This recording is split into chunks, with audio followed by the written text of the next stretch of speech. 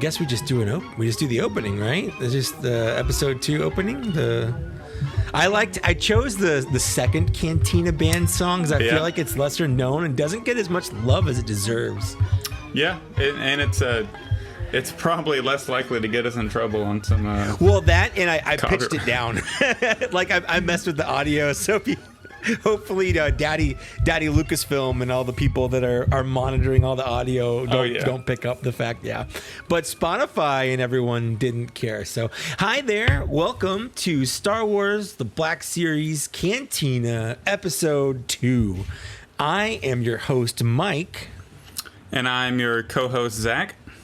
That's right. You're a host too. You don't say co-host. Okay. I thought we were both like co-hosts to each other. We are co-hosts, but I feel like, you know what? We can just also be hosts. You can just say you're a host. Okay. There you go. I appreciate that. Just own it. Own it. I'll give you promotion. Doesn't come with a pay raise, but I give good back rubs. So I don't know. You're like thousands of miles away, so I'll take a rain check on that. I got real long arms. Jesus Christ. Yeah. We're off to a great start here. Yeah, welcome back for episode 2. I am really excited about this. Oh yeah, this has been the longest 2 weeks of my life. I feel like waiting to get back to record this.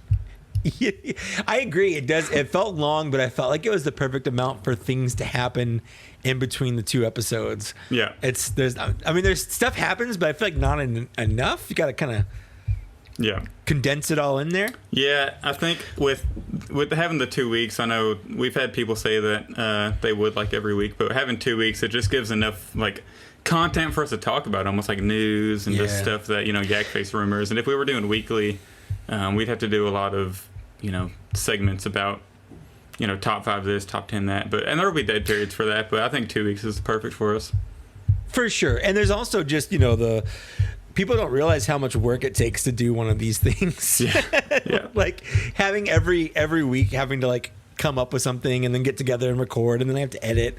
It's a lot. It's a lot of work, and I think 2 weeks is the perfect amount there. But I would like to thank everyone who did listen or watch our first episode. Thank you very much. We've had some great feedback on it. Yeah, absolutely.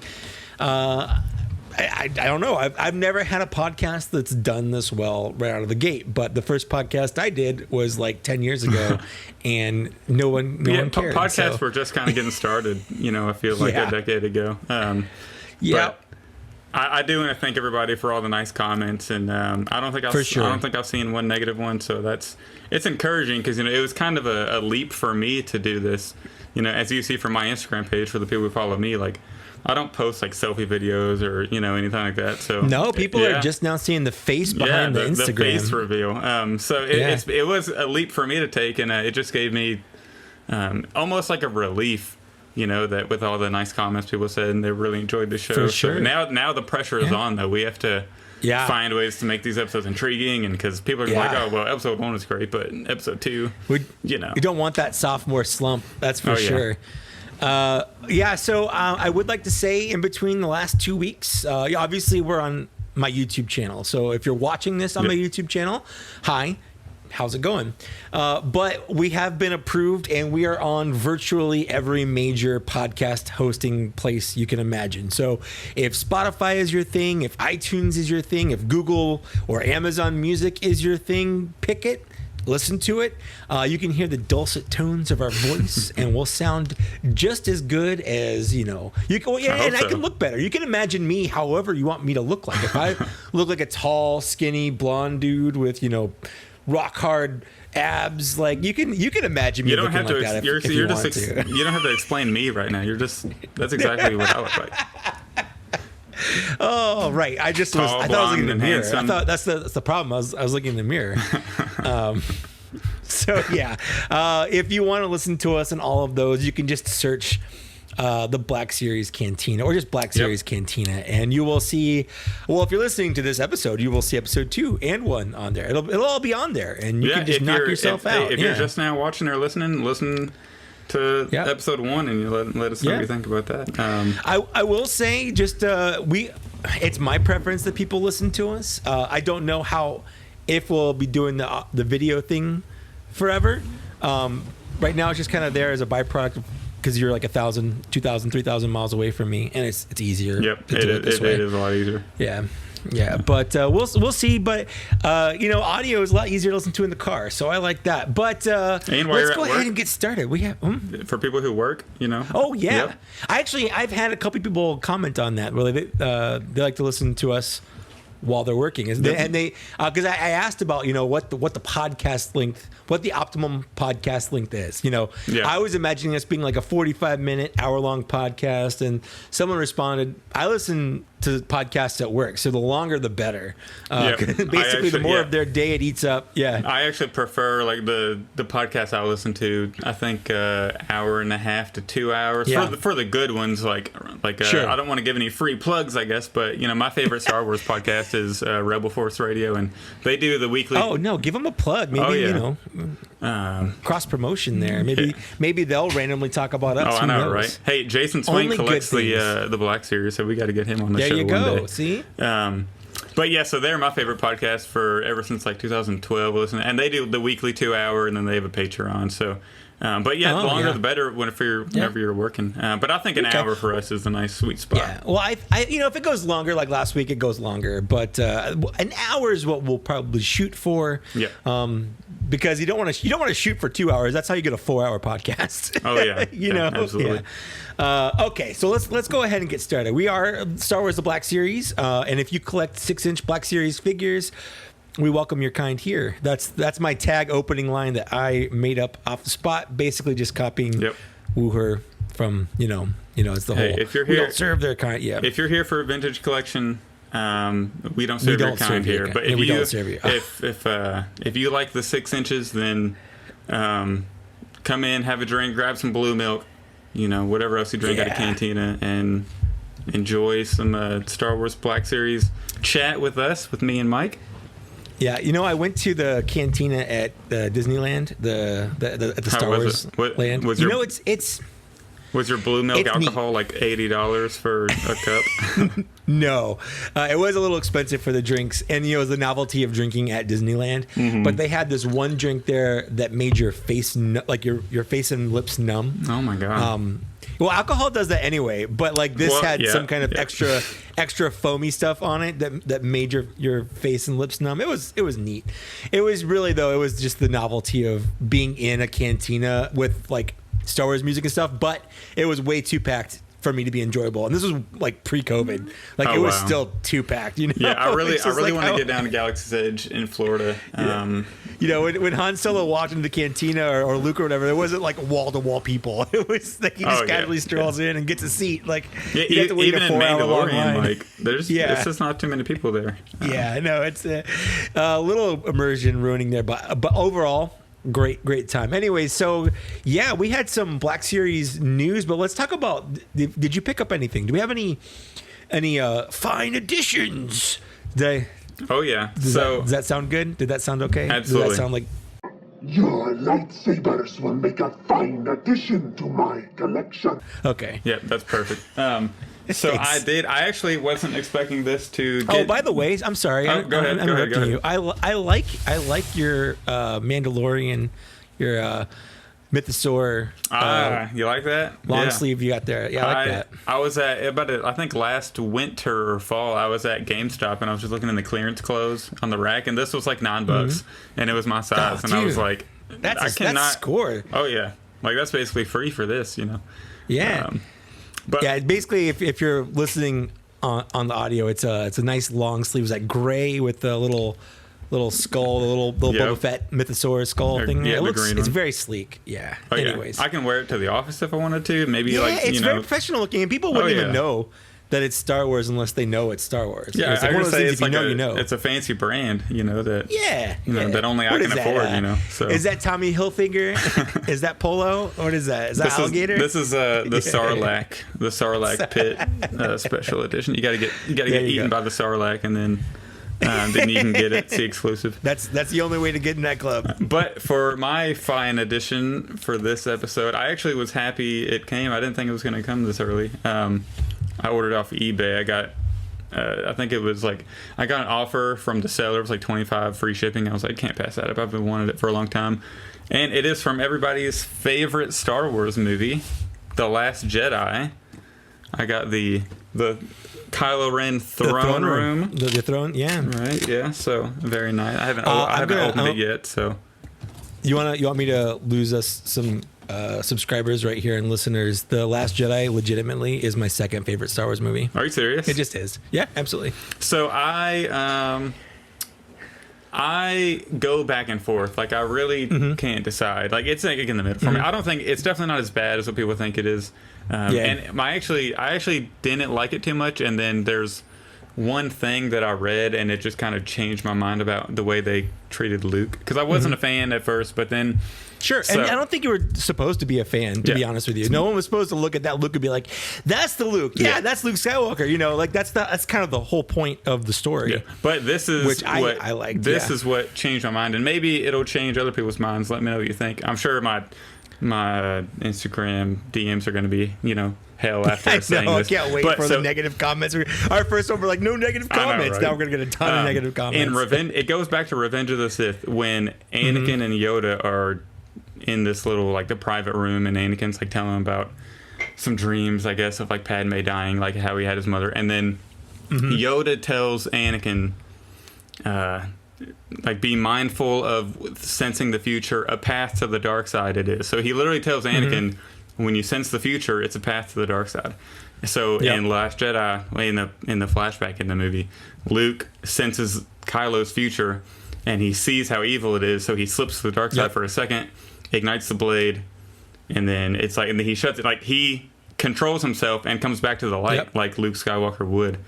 And then people act like he was really going to kill him. It was literally like a second. Like, he ignited it, and then like he felt it. And he's like, "Well, that's the wrong thing," and he immediately tried to undo it. It's not like he was really going to go through with it. He was like grabbed by the dark side for that one moment, and then he's a Jedi enough. People have momentary slips. Like that happens all the time. He's to everybody. a Jedi enough to like realize what he did, and it was too late. Kylo saw him, and then Kylo ran off with his own. Yeah. And also, if you wake up and see that, of course you're gonna, think that. But well, I feel like he overreacted, and I feel like that kind of just shows how far gone he was too. Like, if I woke up and my wife was standing over me with a gun, I wouldn't instinctually attack her. I'd be like, "What are you doing? Like, why are you?" Like, I would ask questions before I immediately. Well, hopefully she gives you the chance to ask the question. Well, maybe, yeah. Who knows? I was just saying that as a for instance, but yeah, you might wake up as a Force ghost. I think a lot of people. That was fast. I also think a lot of people get confused by the Rashomon influence there. People don't know the Kira Kurosawa was heavily influenced on the original Star Wars, and Rian Johnson took the movie Rashomon, which had an incident in it, but it was told from different perspectives, and it was always slightly different based on who was telling it. Long story short, and this one's the same thing, where you see that instance from Kylo Ren's perspective, but then you also see it like from Luke's perspective, and it's different. But I think a lot of people kind of, and then I think a lot of people kind of miss that. Yeah, exactly. Yeah. So I mean, it's one of my favorite movies. And if it's not yours, that's fine. Like, we can just agree to disagree. My second favorite it's Star Wars, my second favorite is Force Awakens. So I have a sequel up there. Yeah, Empire is my first, and then. Honestly, Last Jedi is sort of story-wise. It's just Empire Strikes Back, but in reverse. How do you feel about Rise of Skywalker? I don't hate it. It's not up there for me. But I watched it once in theaters, and I watched it twice in theaters. I was a fan of it the first time, less of a fan the second time, and then I recently, like a couple months ago, watched it again, and I'm like, you know what? It's not that bad. Like, do I wish they had leaned more into where Rian Johnson went instead of, trying to go whatever J.J. Abrams did? Yes, I do. I think it could have been better. But for what it is, like, I'm fine with what we got. Like, the end is still fun. Like, it's fun seeing all the ships there. There is a lot of fun action. It's sci-fi fantasy. It's not even sci-fi. It's science fantasy. You've got wizards. You've got princesses. You've got knights and stuff like that. You're not supposed to take this stuff too seriously. It's just a fun fantasy story. I just wish that was fine. I just wish Hasbro would have released more of the figures for. Me too. We need a Poe and we need a Finn. Like, we need one. Yeah, and I understand they're like scared of what happened. What happened? You know what? With the Last Jedi. Make them exclusive. That's the kind of figure you make exclusive. Yeah, you make if you that a don't wanna buy it, Walmart you or a don't have to Target buy it. exclusive. Exactly. Or a Hasbro Pulse exclusive.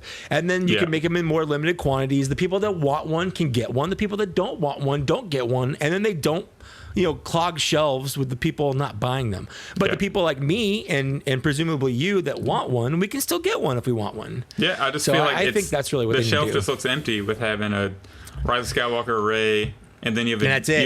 You have a Jaina. It's like, where's my Poe and Finn? Jenna's I need such the a main relatively characters. minor character in the movie too. Like she's in it, sure, but like. And when you think she about wasn't it, a lot of people's connections with the original film, because you couldn't just like watch it and then 2 months later watch it, on Disney Plus back in '77. Right, that's true. Like people's connection to the film was the toys, so they barely even released main characters for, Rise of Skywalker. It's true. It's just a big miss on their part, I think. But they were probably just afraid of what happened with Last Jedi, but and maybe partially the Force Awakens, because they just overproduced a lot of those figures. But, they did. And that was part of the problem. Is I do think Disney went too hard and too fast for it, and I think that is really it. Like they wanted that money, and I feel like they did get it. Like Force Awakens is one of the biggest movies of all time, But yeah, they went a little hard and a little too fast, and they flew a little too close to the sun there. Even for someone that's a fan of it, like I think that too. I think that's still my but yeah, favorite so time. is that the only thing you got? By the way, is that? I did. I also got a Jawa in the mail, just loose, but I feel like that wasn't too important to bring up. But that's what I was excited about, was the Kylo Ren throne room. I have that Kylo Ren. It looks good. I got it basically for the throne room floor to go with my Snoke throne. Yeah, that's why I got it. And then the head sculpt and the face paint on it. Yeah, superb. And the metal helmet's pretty nice too. Yeah, it's and the soft good cape. It looks amazing. The soft good cape's a little bit of an issue because it doesn't really it hangs on his shoulders and that's it. Like it doesn't clip on or anything, so it will. I was looking at it in the package, and mine looks like really, really good. But that's in the package. I haven't opened it yet because I wanted to. Yeah, when you open it up, you'll see. When you open it here. up, you'll see. Yeah. I haven't had a chance to dive into it yet, but sure, I will tomorrow probably. What did you get? What's your fine edition for this episode? Yeah, I got two good ones, and then I got sent a package from one of my YouTube channels. Yeah, this is why I let you go second on fine editions, because I know yours just blows me out of the water. So I'm giving you the floor now. So firstly, I got Wrecker finally from Amazon. I feel like people got Wrecker forever ago. I feel like the last person in the world to get Wrecker. But I got Wrecker, and I love him. He's my favorite member of the Bad Batch. Like, I love Wrecker, but he's a good figure. I got a couple issues with him. Firstly, like he should come with fists. Yeah, because like his whole thing is he does that fist bump, the self fist bump he gives himself. Like that's his thing. Like that he does that, and you can't do that really. Like. Yeah, that would be a great pose, for the figure. Well, I'm kind of doing that here, but, he's got his trigger finger sticking out. It looks more like he's doing one of those, like, Naruto ninja hand signs than he is bumping his fists together. So, good, but could be better, especially for the $30 price point. That is one of the things with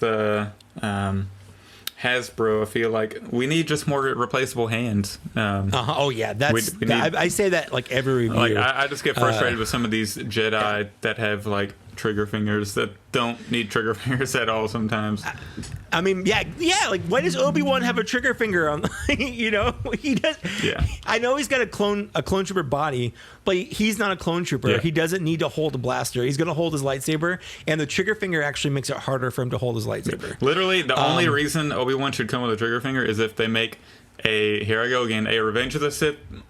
A Revenge of the Sith Obi-Wan, and then the new packaging with the Clone Wars head, and he uses a gun or a blaster to shoot Grievous. And Grievous came with that gun, thankfully. Yeah. So that's the only reason he should come with a trigger finger. But it should be replaced. You should be able to take it off and switch it out and swap it out. I just got the Marvel Legends Fat Thor from Endgame, and he's got 4 hands, 2 hands to hold his weapons and 2 hands to like gesture. And I'm like, why don't Jedi come with gesture hands? Like that's like half the thing of being a Jedi. You hold a lightsaber or you do some kind of force gesture, and that's it. Obi-Wan should come with have like the pointing 2 fingers he does. The pose he does.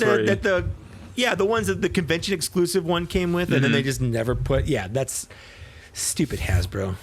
What else you got? Hasbro. Anyways, yeah, speaking of clone troopers, I got the Bad Batch Commander Rex. I haven't opened it yet because I'm going to do an unboxing video, and kind of talking hands review. So I'm going to give first impressions out of the package and compare it to the original one. But I've been waiting on that to get my new iPhone 13. Oh, awesome. I want to record it on the new iPhone. That's the only reason I haven't really opened it or played with it yet. And it looks good. I mean, it's basically just Rex with I guess a different head. I did not pre-order that Rex, and I'm actually, the more I look at it, honestly, I'm kind of enjoying my decision and not pre-ordering that. That's fine. Yeah, I mean, he's basically the same figure. He just has the soft goods, and he's missing his shoulder things. The reason, and he has a Commander Bly head. Yep. Yeah. They didn't take off the attachable visor, and I literally went through and looked. He doesn't have an attachable visor at any point. Yeah. Especially not in the Bad Batch. If anything, he uses like binoculars he puts up to his helmet. Yeah, I don't. Yeah, so I was like, why would they do this? It's literally not. Why would they do that? At all. Yeah. Well, I'm guessing it was probably like pre-production art. Yeah, I'm assuming that they were basing it off of. Yeah, that's usually what happens when you have a figure that has a weird discrepancy like that. Is it looked like that in the art that the people designing the figure got, and then they changed it somewhere along the way. And then I got a box of army troop builder figures from a viewer. I'm gonna give a plug to your YouTube channel. Go watch that video. He literally just is unboxing. It's just like Trooper after like Death Trooper and like I got Death Trooper, Mountain Trooper, Jawa. Yeah, he just pulling out loose figure after loose figure. I'm just like, Jesus Christ, amazing. You know what? It's a troop builder, and the guy that sent it to me, his name is Murray. Shout out, Murray, if you're listening to this. What's up, dude? He's a super generous, very nice guy, very supportive. Love the guy, but he likes to send me a semi-monthly box. Hey Murray, my name is Zach. We can be absolute best friends. You can come on the show as my guest one day, maybe, not Mike's. Anyway, yeah, that's a great haul, though. I was really jealous of that. Yeah, because I feel like I haven't gotten anything in a long time, so it's nice to start finally getting things. Yeah, absolutely. Yeah. So that's it for that. That's a good segment right there. That's a good fine additions. It's a good addition. So we got some news. You want to start with that news? Absolutely. Before we get into what we have on our show rundown here, I think we should start the news off with you see Yakface posted the close-ups of Bodhi Rook today. What do you think? Oh no, I didn't see that. I didn't see that. Let me look at that real quick. No. He got. We're basically just a Yak Face commenting channel. I know, that's podcast. Literally what a lot of our rundown. That's all we are. What did Yak Face post today? Let's talk about Yak Face. Yak, dude, if you're listening, we like you. You're great. Oh yeah, he's awesome. Look at that. Yep, he did post it. Yeah. Hey, look at the goggles. Let's see, get your live reaction here. The goggles. Oh, yeah, they are sculpted into the head. What do you think about that? You know what? I think I'm okay with it. Yep, I really am. I think it might be on Kylo Collector's page. I forget who, but somebody made a close up of it, and I commented. I said, this is odd. I see your comment. Your comment is the first comment that is showing me right here. Awesome. What's it say? And that's exactly what I was thinking when I saw it. I'm like, I don't think he ever pulled them down in the movie anyway. Yeah. He did pull them off. He pulled them off. He didn't have it. Yeah. Okay. Yeah. There were scenes in the movie where he wasn't wearing goggles. Yeah. So if you want to show that, you can. So for the people listening, I commented on Kylo Collector's post. I think I said something like, "Can you read it?" I kind of forgot what I said, honestly. It was on Yak Face because it was the. Oh, was he? I thought it was Kylo Collector. Yeah. But let's see. The Star Wars Black Series. Don't think he ever pulled the goggle down in the movie, and I don't think I'd lose him with the goggles over his eyes, so I'm fine with it. Just a little odd, I think. That's what it says. I just think it's a little odd they would do that, but I would never pose him without the goggles anyways, or pull him down, so I'm actually fine with it. I wouldn't pose him without the goggles because I'm going to lose. You'd lose them. You either put them back in the box or put them in whatever little baggie you have to hold extra, accessories, or he's wearing them. I try to have the characters wear as many of their accessories as I can because I don't want to lose the accessories. Mm-hmm. So I'm in agreement there. What do you keep your like other accessories in? The original boxes. I have all really? the accessories in the boxes if they're not using them or holding them, and those boxes are in containers in my garage. Here's what you need to do, because that sounds very inconvenient when you want to change your poses. You go to like what is it, like Hobby Lobby or something, and get one of these bad boys. For the people who aren't on video, I'm showing I don't even know what you would call this thing. It's like a craft like an organizer, sorter, like a craft, craft organizer, where you have like you flip it up and it has all your little slots in there. So I guess so you can like look. You see, I got everything sorted in there, like you got everything in there. Yeah. So for people who are watching on YouTube, you'll be able to see. But I have all my Marvel Legends and Power Rangers stuff in baggies in a bin in my closet. Mm-hmm. I probably should just do that with my Black Series stuff too, because you're right. It's inconvenient if I'm like, okay, I want this. I have to go all the way down to the garage and I have to pull the box out. And I think having them like that close, also just like at my desk here, it also allows me. And I guess you don't really. I guess you could use accessories from other figures, or whatever you have laying around. But it gives you the ability like to play around a little more, and not play with them, of course. I'm a grown adult. Hey, come on, you play with it. You play with it. But just to like pull out an accessory that maybe they use in the movie, and just find a cool different pose, and then like change their pose every like month or two or something. Well, for me, I only really ever mess around with them if I'm doing a review or. I have a hankering for doing like a toy photography night or something like that. That's how people like us play with toys, is we take pictures of them, and that's pretty much it. So yeah. But you're right. I should do that. But for right now, they're all in my garage. You absolutely should. It's very inconvenient. Yeah. But yeah, I agree. I think I wish that they were separate goggles, but it's not a make or break it. I do kind of think though that if, say in 5 years, because Hasbro likes to reuse parts. Say in 5 years that they randomly decide to do like a Bodhi Rook prequel to Rogue One, like his story through the Empire and like working with Galen or so, they're gonna be like, oh, we have this old Bodhi Rook head, but now we got to sculpt a new one because we got to take the goggles off. So they might have. Hey, who knows? With that anyway. In 5 years, they might have shot themselves in the foot by doing that, but you never know. So moving on to the Yak Face rumor recently. It was Gaming Greats number 7 is coming soon. I'm sure everybody has heard. And what do you think that's going to be? Oh, I mean... And there's already... I think it's pretty... The rumor that HK47 has been coming out has been around for a while. And I think he's pretty prime to put in the Gaming Greats, especially with the announcement that they're redoing KOTOR, Knights of the Old Republic. And with Rev in the archive line again. Or not again, but being released again. Well, he's in the archive line. So I think it makes sense. I would love to see like a Darth Malgus or even a Darth Malak. We're going to get into this later. We got people who asked about don't.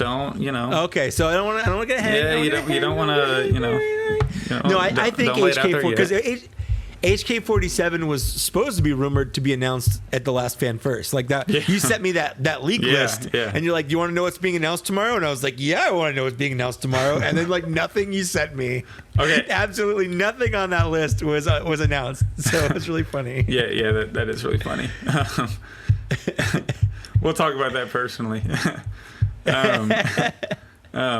But yeah, so we are recording this on what's this? I don't even know. Thursday, 23rd. The 23rd. Yeah, so 23rd. Tomorrow is Target's Fall Geek Out. So that's Friday, it'll be 24th. out. It'll be done by the time you listen to this. But so if you're listening to this and finding this out now, I'm sorry, you're too late. Well, the good news is we already know what it's going to be. I was kind of worried that we were going to record and then in 2 weeks we're going to have to talk about what was announced. True. A whole 2 weeks ago, but it is going to be the Boba Fett from Droids. It's just the one figure. Yep, just the one figure. It's like Vintage Collection is getting 3 figures, and we're getting one repaint. And it doesn't. How do you feel about this? It's not coming in a card. It's coming in like the comic book style. I wish it. I'm came okay on, with that. Yeah. I'm okay with the comic book style cards that they did with the Legends figures over the summer because Didn't that make sense since it's a comic though? So you like open it. I feel like I feel like this should come on a card. Since I don't know, I like this style because it's easier to take out and put back in if you want. Like with the card, it's really kind of an either or thing. Like when you open up the blister pack on a card, that's it. Like it's open. Yeah. Whereas if you open up a box, you've all you've done really is cut some tape, but the box itself is I just kind of wish intact. what they did for the vintage collection they did in yes, they recreated the whole droids look. Yeah. And they're getting Boba Fett and R2 and C-3PO, and we're just getting Boba Fett, and I'm just like, what the heck? Yep, I do. And our Boba Fett is just a repaint of the original 2013 Boba Fett. It's not even the new one they just did. Whereas the vintage collection one is the new one they just did. So that's what such the a heck? confusing. That's such a confusing choice. Yeah. What the heck, Hasbro? That's bullshit. Like I get we're gonna get a repaint. I even said that in my Boba Fett review I did a couple months ago. That was like, I'm like, this is the only Boba Fett we're missing is a droids or like first appearance Boba Fett. Yeah. Because they're basically the same style. And if they do that, I'll buy it. And I know it's going to be a repaint. It's got to be. They're not going to make a whole new Boba Fett for this. So I was prepared to buy a repaint for this. Like I've been prepared since day one, since the day I was born. That's how prepared I am to buy this. But I'm very surprised that they're putting it on a friggin' 8-year-old body, whatever, as opposed to the brand new, vastly superior one they literally just made. Yeah, I do wish it was on the new mold, but in that case, I'm still gonna buy it. I'm gonna buy. Oh no, I have to be. It's a, what is it? 9 a.m. your time? Yeah, so 6 a.m. your time. Yeah. So that's 6 a.m. my time. I'm gonna get up at 6, and I'm gonna get on my Target app. I can just pre-order 2 if you want. Nah. And send it to you. I'll get up at 6 a.m. and do it. I like doing it. I've got the red get card. Up at 5:58. So I probably will. Yeah, I'll get up at 5:58. I'll go to Yak Face's link tree and I'll click on it, so it goes right into the app. I find that with Target specifically, having the red card and the Target app on like your phone is the best experience because all you have to do, all your address and everything is already saved in there. You get free shipping. All you have to do is type in your PIN for the red card, and that's it. Like, what was it during the Remnant Troopers? They didn't have any kind of quantity or anything. I just ordered them one at a time. I think I ordered 4 or 5 before they sold out. I just kept ordering them, like boom, boom, boom. Within a minute, I'd ordered 4 because of how like easy it is to just go in and type in your thing.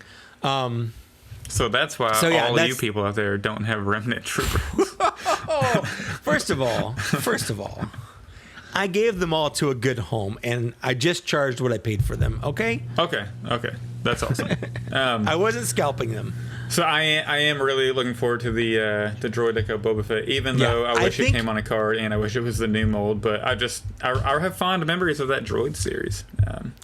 I actually have never seen the Droid series. You've never seen it? I've never seen it. It's on Disney Plus now. Yeah, it's in the vintage section. I'm not gonna say it's worth going back and watching. Maybe there's maybe I would recommend going back to watch like Boba Fett's like intro scene, maybe because that's like Boba Fett's first appearance in Star Wars ever. But no, that was in the holiday special. Yeah, that's right. But I did watch that, The Faithful Wookiee, I'd never seen it before. It's bad until I did my Boba Fett review, and it was like a comprehensive review where I reviewed like every Boba Fett figure made, and to kind of talk about where Boba Fett came from, I watched The Faithful Wookiee in preparation for that, and like C-3PO has these weird vertical eye slit blinks in there that freak me. They just freak me out. Like there's no reason, first of all, for C-3PO to blink, but like he has these weird reptilian like vertical eye slits that close, and it's creepy. It's just creepy. I wonder. Yeah, that's strange. I wonder why they did that. But what did so rank it versus Rise of Skywalker? Well, Rise of Skywalker is definitely better. My least favorite Star Wars movie right now is probably Phantom Menace or Attack of the Clones. Yeah, I like Attack of the Clones considerably more than I do Phantom Menace, because the Phantom Menace you can just like fall asleep and it's just it's got a lot of political intrigue, and it was something that Like I was just watching as a kid to get to the pod race scene and to get to the end. Like I loved the end. Yeah. But now that I'm older, I actually don't mind the political intrigue anymore. Like I'm more interested in political intrigue, whereas the really stilted and forced love stuff between Anakin and Padme in Attack of the Clones. That's really bad. It's really hard to get through, but I like the end of Attack of the Clones better than I like the end of the Phantom Menace. I was going to say, I think the second half of Attack of the Clones, it actually starts getting pretty solid. I agree. Yeah. I agree. And then, I saw both in theaters like 10 times. I remember like freaking out seeing Yoda like pull out a lightsaber for the first time, and I'm like, what is happening? Like, yeah, and I was born in '94, so I was like, I guess like 6 or 7, when those movies were coming out pretty much. So it was like normal for me to see, Yoda with a saber in Attack of the Clones. I was 20. I was 20 when that movie came out. So, man, we're showing our age. Yeah, I know, right? So the people listening, there is a little age gap, but I feel like that's good because we can talk about our experiences growing up. Yeah, our perspectives on the Star Wars toys. When I was your age, for me, I had the original trilogy on VHS. That was the only way to watch it, unless they put it on TV. And it was a big deal when it came on TV because, like, there really wasn't a lot of ways to watch Star Wars. And we had the books and the EU and video games. And I was obsessed with the EU at the time, all the books that came out and stuff, because that was the only way to get new Star Wars. As you know, for the kids that grew up in the 90s and in like the 80s, like that was our Star Wars. That was how we experienced Star Wars. Cropped pan and scan on your TV, not even widescreen. Like I remember seeing in the special editions in the widescreen for the first time, and I'm like, what is all this extra stuff on the side? All this stuff is happening on the side. Is this new? Is this part of the special edition? No, it's just because I'd never seen it widescreen before. Yeah, that's I bet. Yeah, that gives you like what's the term I'm thinking of, like overload of just like visual overload. Well, on top of trying to figure out what was a new scene and what wasn't. Not that it was really hard to tell, because the new scenes I feel like stuck out real hard in '97. Yeah, but yeah. I mean, So when they completely replaced, they put Ian McDermott in as the Empire. Because in the original Empire Strikes Back, he was like a weird monkey. Yeah. He was like an old lady with a monkey eyes, like superimposed over it. Yeah, really strange. I actually like that. Those are the changes I don't mind. The changes that make it more in line with the rest of it. I don't mind those changes. I also don't mind tweaking effects, like in the original Empire Strikes Back, to lower that black line you get when they matte stuff in. So when you have the snow speeders in Hoth, they had to make them transparent. And once someone pointed that out to me as a kid, I could never not see the fact that when you're showing the inside of a cockpit, that cockpit is transparent. Like you can see through it. Yeah. Or the fact that, R2-D2 in space is black because they had to make him black because the blue screen behind, the X-Wing and stuff, it would make it so his blue receptacle was see-through, so things like that, I don't mind that they fixed those things. It's the weird stuff they added that I'm like, come on, you don't have I think to do that. Most of the changes in Empire are pretty good. I think the ones in making Cloud City more open makes a lot of sense, but I think the ones in A New Hope, some of them are just a little like, you don't need all the dinosaurs in Tatooine. All the flavor stuff they added. Like the Ronto or the and then they're like, let's add. George is like, let's add I forget where I saw it from, but there was like somebody was saying like how George went from point A to like the end is like, well, let's go from having this to like having the Jawas fall off the Ronto and swinging around and all that. Like, why? It's all that work for like a 3-second scene that people are like, okay, fine, whatever. Let's just get to the real stuff. Yeah. So are they not doing the Power of the Force 2 Boba Fett anymore? Because I was actually looking forward to picking one of those out. I was too. That's like the only Power of the Force carded figure I was excited about whenever the Yak Face rumor came out. But for the people who didn't see it on Instagram, Yak Face actually commented under the droids in his droid post saying this replaces the Power of the Force 2 rumor. So I guess we are not going to get a Power of the Force 2 Boba Fett. So that's a little upsetting, but at the same time, buying 2 repainted Boba Fett around the same time, it would, probably not be the greatest look for Hasbro. I would have bought an orange colored one to put on my wall. I wouldn't open it because it'd be the same figure, and I would be okay if they did the 2013 version of that figure, because I feel like that's more in line with the original figure. Like it's weird how I'm okay with that, but now that we're getting one that I'd want to open and display, I'd rather it be on the new body. It's weird how my opinion changes on that based on the deco. Yeah, and see, I don't think I'm gonna open the droid deco. I think I like the pack. I think I'll keep it in the packaging for that one too. That's fair. Yeah, but I think that kind of gets into it in one of the questions we got. And I'll explain. We'll save that. Yeah. So moving on to, do you want to go ahead and cover the Yak Face live stream? I feel like we don't have time. Let me hit a couple things on it. On it. Yeah, just so people don't know, a couple weeks ago, Yak Face did a 2-hour live stream where he just answered a bunch of questions. And we'll give you the Cliff's Notes. If you want to read it, there will be a link somewhere. Yeah, just go to the Reddit page, Star Wars Black Series, and type in Yak Face, and you'll see it. But I do want to talk about, just really fast, a couple of the things that he said on there. Hit me with the stuff. Yep, and then we can get your thoughts on them. He said more prequel Jedi figures coming. I'm okay with that, which is great. Obviously, like as much as the prequels are lower. I went through the phase where I didn't like the prequels because it was cool to not like the prequels when the prequels came out. Yeah. Like when I was in my 20s, the prequels were dumb. Everyone hated the prequels, and the OT was the only cool Star Wars you could like. Clone Wars changed that, but even before Clone Wars, I still really liked all the Jedi. Like the prequels awesome. had their problems, but the Jedi were always cool. So I will always be okay with more prequels Jedi. So hopefully in that list, it's either like Ayla Secura, Ki-Adi Mundi, Shakti, Luminary Andoli, and all that. Yeah, love any of them. As long as they come with extra hands and robes. Let's hope. Hasbro, if you're listening to me right now, robes.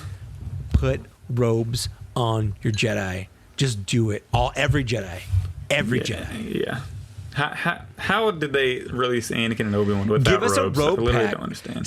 Sell a box of robes. a box of clothes. I would buy a box of robes. Oh, Jesus.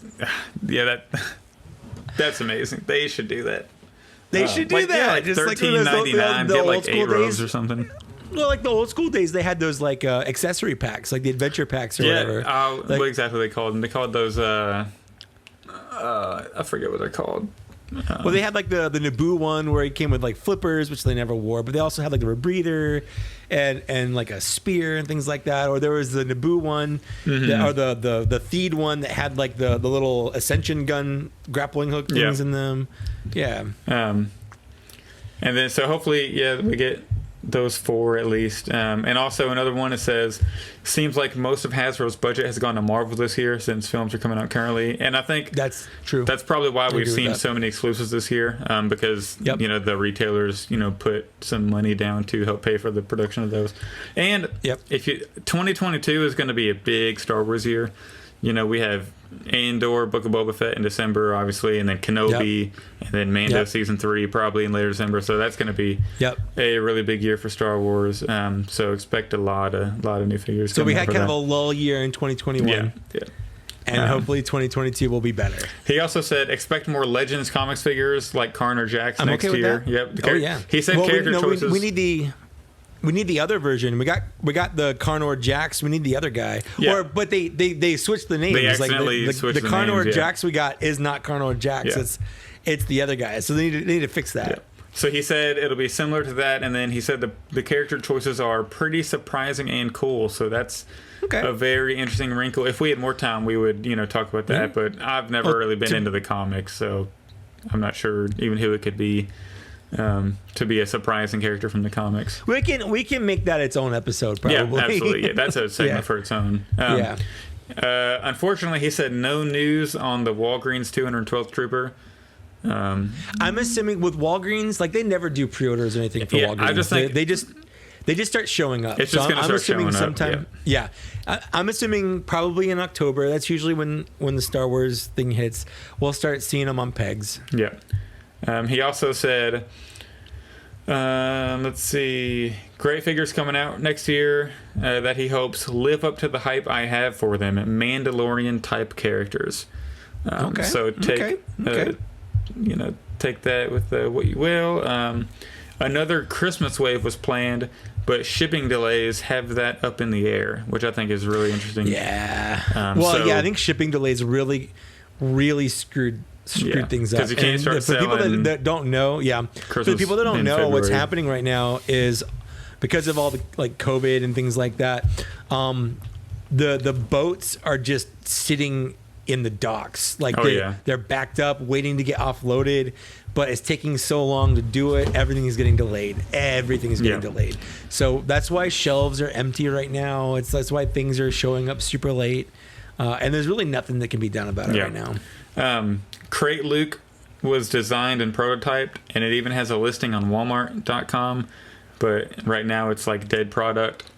So hopefully one day. I'm really disappointed by that. Disappointed by that. That's a figure they need to get out ASAP. Like that's the best version of Luke in the entire sequel trilogy. That is the most Jedi version of Luke. I know a lot of people like the hallway scene because he's just going through mowing down droids and stuff, but people don't like not fighting is the most Jedi thing you can do. Like Jedis aren't warriors; they're peacekeepers. You know. Yeah. He did that whole thing without actually fighting, and that was. I love that. And then you realize all while trolling Kylo Ren. Like everything he did, including having the blue Skywalker lightsaber, was designed to off-hinge him and just piss him off. Yeah. Yeah. And I just want to make a quick comment. It's funny, in the next movie, they were like, oh, he can just force lift the X-Wing and it works perfectly. So he could have been there in person. Right. But anyways, moving on. That's actually a really good point. Yeah. But who knows how much time it would have taken? But I don't know. Yeah. It's Star Wars. They don't. Yeah. You know. It's Star Wars. He did say another Cantina alien should be announced soon. So really looking forward to that. Yep. Yeah. Who do you think it's going to be? We got Ponda Baba. We got Dr. Abazon. You think it's going to be like Hammerhead? I was going to say I would really like Hammerhead. I would really like the band. Well, the band, 100%. I think Hammerhead's a good option. If they did him and he was big enough, I'd be okay if he was like a deluxe figure, to be honest. Yeah, just do like an STCC set or like something like the entire like all four of them in one pack.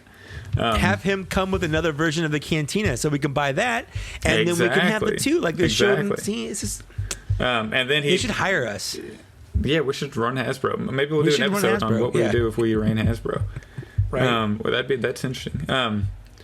And then he did say more Attack of the Clones figures are coming next year, but not sure if they're going to do it on the 20th anniversary card. Okay. So that's just like the quick rundown of all the important things from that stream. Okay.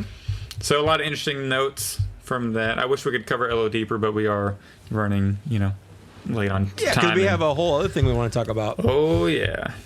I'll let you segue into that. Yeah. I will I'll get right on that segue, and I will scoot around looking like a weirdo on a two-wheel skateboard with a handle. Mall cop. You guys get it because this is a segue. Anyways, so if you are not in the know, yesterday on Disney Plus, Star Wars Visions dropped. I can tell you're excited about this, by the way. Sorry to interrupt, but he texted me and was like, we have to talk about Star Wars Visions tomorrow. And then I was like, dude, I just finished the first episode. It's great. He was like, I haven't even watched it yet, but I know we're going to have to talk about it. And he was like, I'm going to binge it all tonight. I did finish all of them, so I told you I would try, and I did. Yeah. I binged them all last night. It's not long. They're like episode, 15 to 22. Like the long, most of them are between 13 and like 20 minutes long. Yeah. And there's only 9 episodes. So and there's only a couple that go past like 18, I think. Yeah. So. Yeah. So, man, I do feel like they put their best one in the beginning. So if you're not sure what it is, Visions is it's non-canon, first of all, so nothing here affects anything that you know or love in Star Wars. They gave anime studios that do popular anime, just like if you like anime, freedom to do anything. Creative freedom to do whatever they want with that's like got a Star Wars, like either in the Star Wars universe or Star Wars theme to it. So, for instance, the first one, the Duel, which is my favorite one, like hands down. It was my favorite. That's absolutely my favorite too. I think they should. And it's the one that I want the most figures from. And that's the premise that we're going here. Because it's not really necessarily a Star Wars podcast. This is a Black Series Cantina podcast. But whenever there is new Star Wars media, I think we should cover it in the lens of... Yeah, absolutely. Yeah, well, I want to cover it, but I also view it in the lens of, like, what toys do I want from this? Yep. Absolutely. You know, because anytime there's new Star Wars property, I'm like, okay, I want that. I want that. I want Give a Black me Series the plastic version of that. form. Yeah, exactly. So the first one, it's black and white. It's heavily inspired by Akira Kurosawa style movies, and it lends more in sort of like the realistic samurai type stuff with Star Wars elements. So, for instance, the main character Ronin is his name. He is basically a samurai, but his sword is a lightsaber. But he pulls it out and sheathes it like you do an actual katana. But the animation for it is incredible. And then you have the bandit leader, who was voiced by Lucy Liu, which is pretty cool. She has like an umbrella lightsaber. It's insane. That was rad. Yeah. That was rad. I did see some people complaining about that, but did they forget about the Inquisitors and Rebels? They're literally flying around with these umbrellas. They're flying. I thought that. I love Rebels. Rebels is one of my favorite Star Wars properties in the entire world. But those helicopter lightsabers are really stupid. Yeah, it's really bad. The astromech with the little straw hat for a head is so good. Amazing. Like, I love that. I thought that was really awesome. The bandit troopers, which are using like cobbled together stormtrooper armor. What I want the most. Like, I really want a Ronin, and I want the villain. I wish they gave her a better name than just the generic bandit leader, which I'm sure they will eventually. Like, if they make a new story. But and I don't want to. We're not going to go too heavy into spoilers, but they have like. But you can see this in the trailers. I think they have like the broken up like stormtrooper helmet where you can see their face. It's like wrapped around, and then the First Order helmet is like completely covering like this. All this, Yeah, well, it's like a mixture between First Order stormtroopers and regular stormtroopers, and they're like cobbled together. Bash, and like it's like it's a kit bash. It's like if Marvel Legends was making Star Wars toys. They would. They would just do this. The designs were so good. They also had that Doug alien, but he's like in like a mechanical like flying like probe droid flying machine. The Trandoshan was rad. The Gran was like, I loved every character entire in that. episode, the story, the way it ended. Oh, the choreographed fight scenes on the log and everything. Did you check out the behind the scenes for that? No, I haven't watched any behind the scenes yet. We go on Disney Plus and then go to that episode, or go to like extras. And then it'll show you like they're talking about how they made it and like what inspired them for those scenes, and a lot of prequel inspiration went into the ending to the fight scenes. Sure. In that. Yep. Yeah. What was your? So that was the best, and I want all the figures from it. Like if it was a character in that one, I want a toy of it. Yeah, I do think that since they already made a book for the duel. Yes, they did for based off that. Yeah. So I do think that they should bring Ronin in and maybe give him. Yep. To the actual canon and make a series based on that, or just expand that. Like that is a world I would like to see more from. Absolutely. Basically, What other than the duel? There's a couple that I enjoyed, but definitely not as much as the duel. Okay, sure. So I've rated them all. If you want to know, the duel's my number one. I give that one a 5 out of 5 because I rate everything out of 5. I feel like 10 is just too much. No one ever rates anything below a 5. I was already telling my wife that today. That you rate stuff out of 5, and you were rating my rants last episode. Yeah. If you want me to rate it out of 10, just double my score, and you've got it out of 10. Okay. You know? So my second favorite was the 5th episode, the Ninth Jedi. To me, that was like the most normal anime version. Like, whereas the duel's anime, yes, but it's like stylized, like hyper stylized. Where this is more like a traditional anime. I loved all the characters. Too. Yeah, I loved all the characters. This one actually does have spoilers, so I'm not going to get into it. But I like the Sabersmith. I love the speeder chase. I like the concept of a lightsaber that gets its color better the closer you get connected to the Force. Depending on your connection with the Force, like the color of the saber changes, and then that's what makes the big. I'm not gonna say I'm not gonna even. I'm not even gonna get close to saying like that's it serves like the story, like a purpose in the story. And the sequels should have been based off like that should have been the sequels. I honestly I agree, and it fits well. It fits well anytime post the prequels. So whether it's in between the prequel, it's probably going to be in between prequels and like original trilogy. It probably takes place somewhere in there if we had to put it somewhere in the times. But it's one of the ones that could fit in if they wanted it to. Yeah. The next one that I liked was number 7, The Elder. That's the one those are where my top 3 also. Yeah. David Harbour plays the voice of like the regular Jedi guy, and they're fighting this. That voice this sounded so old, familiar, and I just couldn't. It's David Harbour. I couldn't put my finger on I had who it to was. look all these up. Yeah. I like that one a lot. I like the art style. I like the fighting. I like the story. It's just long enough to be fun, but it doesn't stay. Yeah, they don't have to too like long. dive too deep into like backgrounds or anything like that. They don't have to set it up too long. They set it up good, and then the fight doesn't last too long. Like it's really good. My fourth one, which I also rated 4.5 out of 5. Excuse me, was is Lop and Ocho. That's Lop number and 8. Ocho. Yep. Yeah, so it's like basically this one doesn't really fit really in the Star Wars timeline, but it could if you wanted to shove it in somewhere. It's definitely more like Japanese cultural influence kind of thing, where Lop and Ocho's dad is like a Yakuza boss or whatever, and they're fighting against the Empire, and they have this lightsaber that's kind of handed down. It's I don't want to get into it, but I like the animation. I like the story. It was a little long, which is why it's kind of so far down. But I like the ending enough to where it made the length a little bit more interesting for me. And then I really liked. Oh, and I would also love to have a Lop and Ocho figure. I think both those characters. I like Lop's like bunny kind of. She also had a concept. carrot on her little eye. I like the little eyepiece that she wear. She had a carrot on it. Yeah, I thought that was really cool.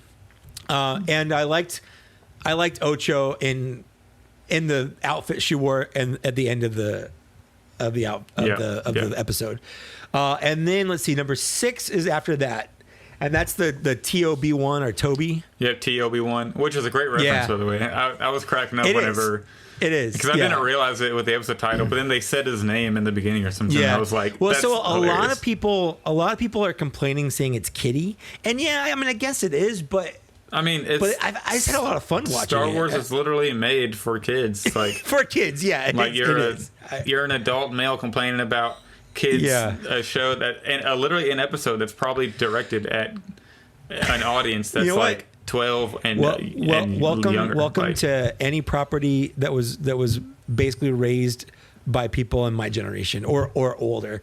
You'd be surprised how mad people get at Masters of the Universe, like He-Man. It literally is a kid's property, but people take it like way too seriously. Yeah. It's a kid's property, and people take it very. Anyways, so that's a thing that just happens. It's just a. And I think people do that with the Resistance too. They're like, it's not as good as Clone Wars. Yeah. It's like it wasn't supposed to be. It's supposed to be. It's different. Yeah. But you can just appreciate it for what it is. I really like TOB1. I like the world they built. I like the way the story unfolded. I love the fight scene at the end. And I love the animation on this one a lot. The animation on this one was great. You want to? What do you really want that TOB1 figure? I do. I want the TOB1. And then his master. I wouldn't mind the professor or whatever, but if I had to choose just the one, TOB1, definitely the TOB1. And I don't think I said this for Ninth Jedi. I wouldn't mind a figure of the girl and maybe the Sabersmith dad and maybe the robot, but it was harder for me to choose figures in that one. I think those 3, and then but for me, I would like the. I don't even know what to call them because it's kind of spoilers the way it turns out. But the person, you know what I'm talking about. Yeah, I know what you mean. Yeah, the person they're like waiting on. I think he would be. I think his character is really interesting. His character was really interesting, and like I said, I like the way the story. I would like a figure of him. Folded. Yeah, both. Sure. Looks, both versions. Yeah, both looks. Yeah. And then so after what is that? TOB1 is for me was Tatooine Rhapsody. I rated this one a 3.5 out of 5. That's it. That's a 10 out of 10. It's probably the most boring one. Wow. For the people that want like action because it doesn't really have any action. I was in it. rocking out. I had that. I know. I liked it. Don't think I think I didn't like it. They were playing I really bangers enjoyed out it. there. No, dude, Star Waver is going to be a great band. I want the entire band in the Black Series. I need it. I actually put that in my notes. I want the band. I want Star Waver. I want Guy the Hutt. I want Curdy. I want Lan. I want V5. I want Jay. Make them a Comic-Con or Hasbro PulseCon, 5 or 6 pack or whatever. When I was with a box that unfolds into their ship, I would buy that. The first thing I thought of when I saw, because I think everybody, spoilers for I guess the character that pops up, but you already know he's in the episode if you've seen the trailer. Boba Fett is in that episode. Yes, so that's the episode Boba Fett in. Yeah, that's not a spoiler. I love the animation they did for him. So he has that silver, I think it's supposed to look like his battle damage on his helmet, but it has the silver, jagged, almost like a big lightning thing on his eye. I saw that and I was like, I bet Hasbro is salivating at the idea of repainting. They're just Boba Fett. putting a bigger silver mark right there, coming down on his helmet over his eye, his visor. Sure. I really like the Slave One. I think the animation was great. Yeah, for sure. I will say that's probably the one that fits most easily into. If you told me that was a canon story, I'd believe you. There wasn't anything in there that was outlandish or outrageous. It fit well within the Star Wars universe, and I kind of liked it that it wasn't just I'm secretly a Jedi and we're gonna fight things or whatever. It was just a fun we want to be rock stars, and here's Jabba the Hutt. And it's also kind of refreshing because so many of these episodes turn into all right, I'm a Jedi now and I'm gonna fight someone. Exactly. It was this is the one that doesn't do that. And I did appreciate it for that. I really enjoyed that one. It was honestly I enjoyed it a lot more than I probably should have. I just thought it was fun. I enjoyed it too. It was just a fun time watching that. Yep. Let's see. After that is number 4, The Village Bride. That one was just real slow.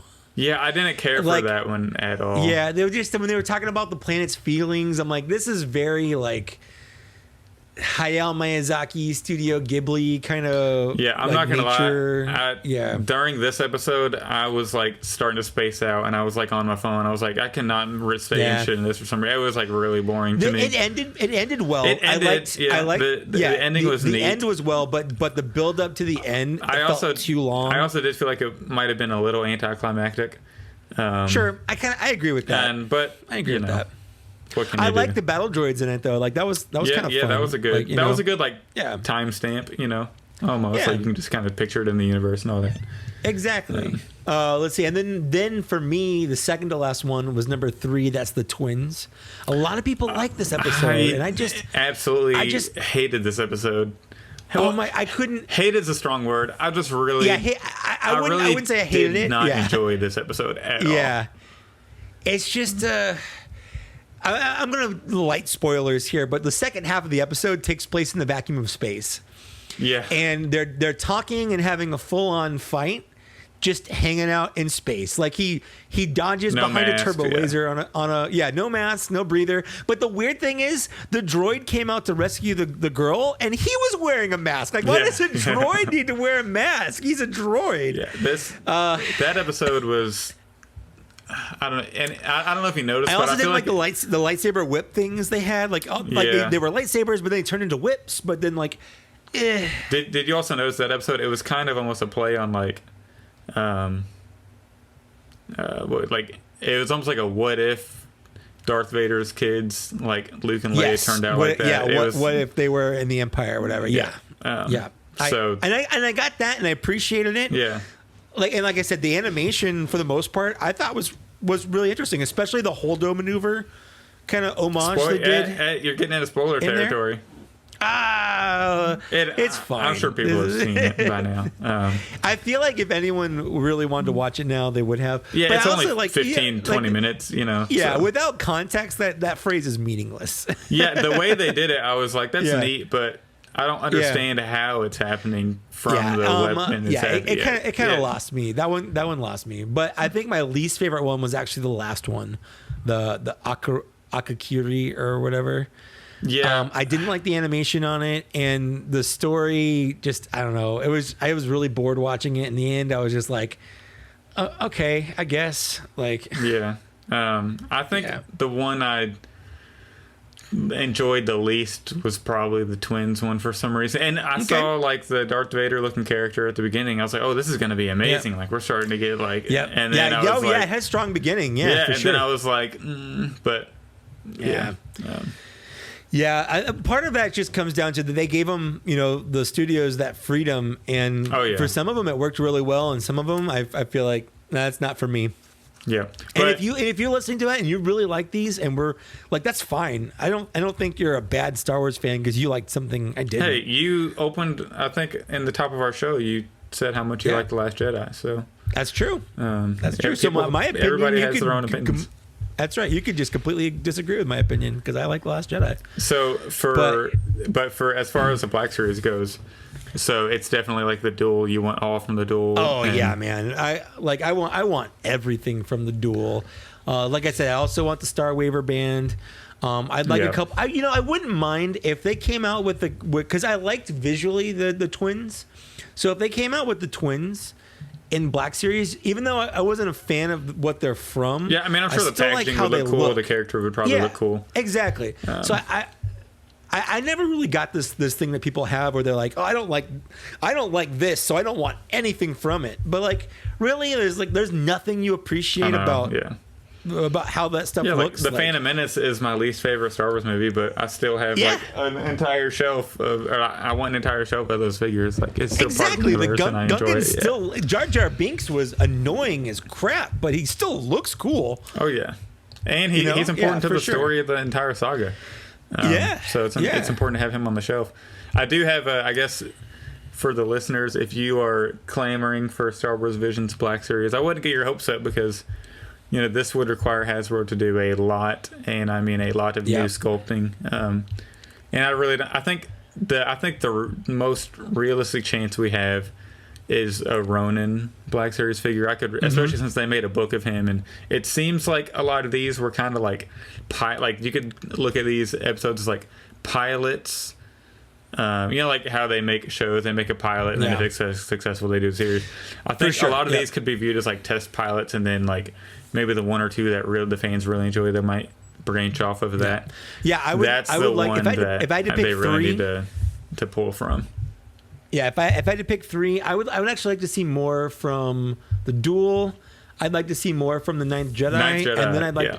And then I really like that. Like, despite it being so low, I would actually like to see more from Tatooine Rhapsody and TOB1, just from the characters. Like, and maybe even Lop and Ocho after that. Like, I liked maybe what was it, the Elder more, but I feel like that story is complete. Like, I don't feel the need to see more from that Jedi. Yeah, that was kind of a self-contained story. Yeah, it was like a self-contained thing. But like all the other ones kind of end with like an adventure awaiting to happen. Yeah, almost. like going off on an adventure. That's why it seems like a pilot almost, because it's like they do this they do this adventure and then they're leading off to somewhere. And that's why I think the Ninth Jedi would really, really intrigue me if they branch off that, because the way if they came out with the Ninth Jedi like show, because they literally leave to go do a mission, and it's like, okay, I need to follow through on this. Like, I don't care if it's canon, just make the Ninth Jedi. Like, where are we going?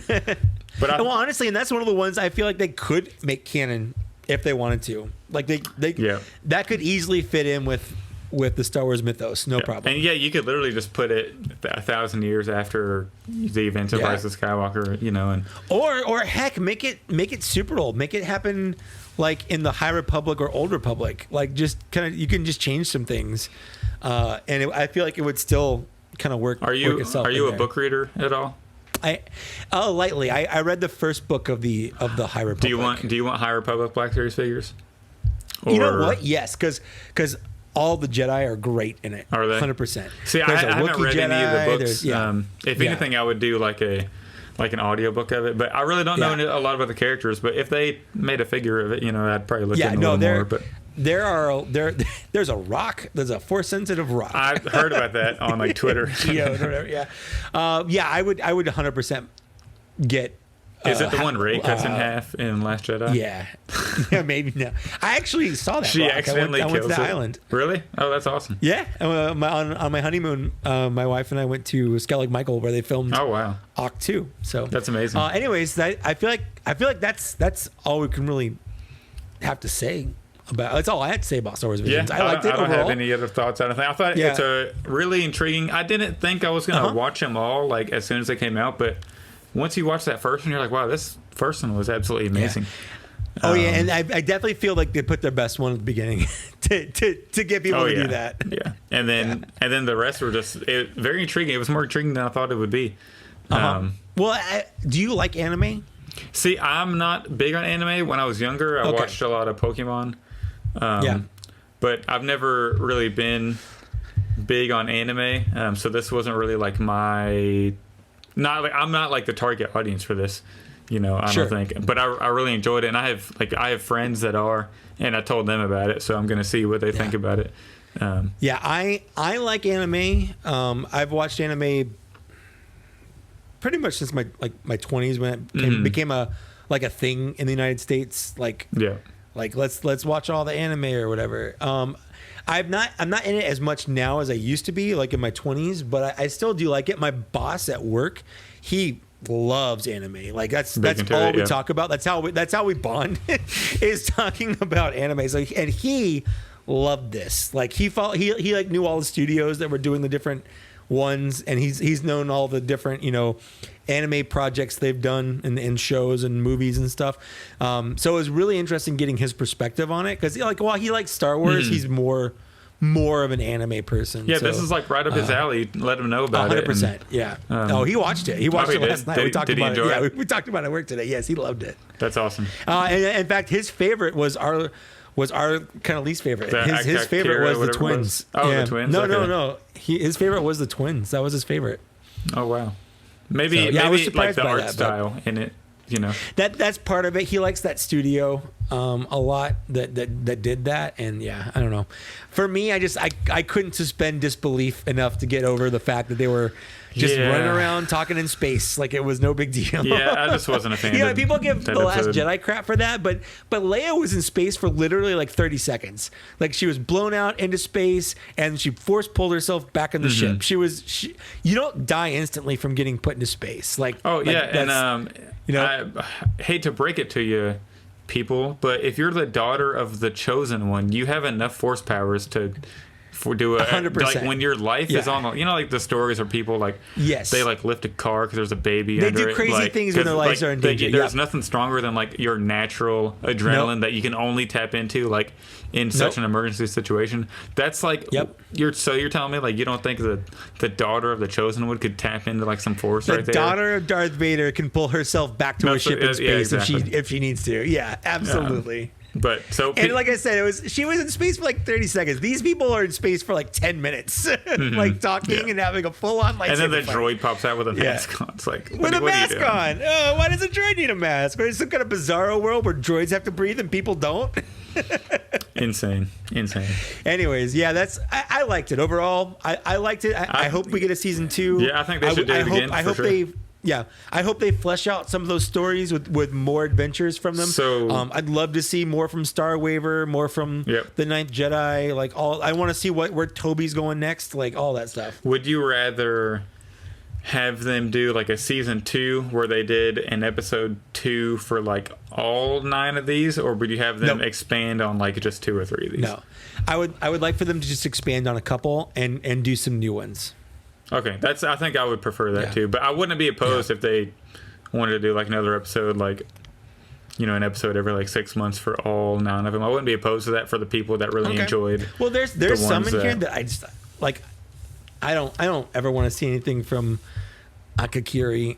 If they did another one, I'd watch it just because it's there, but I'm not gonna be happy about it. Yep, that makes sense. Yep.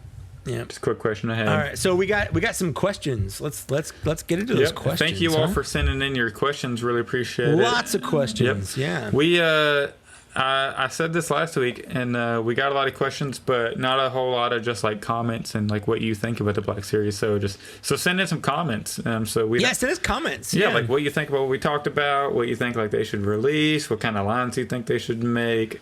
Anything, just let us know, and then that way we can get your comment on the show, and not everything has to be a question. So I'll let you kick this off. Yeah, so I got a YouTube comment from Gotta Love Clones. They said, entertaining listen while redoing my Black Series shelves. That's exactly what we're going for, by the way. Oh, yeah. So question for you, Mike. How do you display updated figures? As a completist myself, I am starting to run into the dilemma of what to do when a figure either gets redone or re-released with photoreal applications. Do you swap them out and bin the outdated ones, or have multiples of the same character on the shelf? Not sure if this is something best discussed on the next episode, but I can imagine maybe many longtime collectors of the line are feeling uncertain as well. I do exactly what you just said. When a new figure comes out with a better face, the old figure goes back in its original package, that goes in the bin, and the new one is displayed on the shelf. Yep. That's it. I think a good idea for that would be, I don't know if you watch the Foosh. Do you watch the Foosh reviews? Oh, yeah. So Robo, his name's Robo. I think that's what he goes by. I don't know his actual name. That's actually his legal name. Is it really? Oh, wow. That's amazing. No, it's not. Jeez, you just got me live on the air. Jesus Christ. I'm done. I'm leaving the podcast. It's actually Robothaniel is his full name. Okay.